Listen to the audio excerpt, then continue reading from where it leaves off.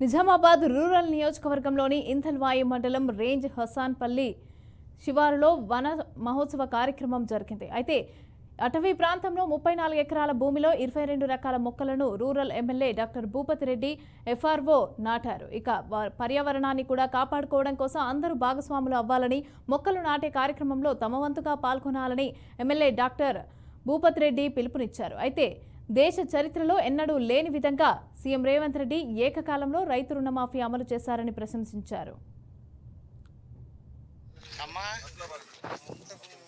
తెలిసి ఇట్లా చేస్తే ఎట్లా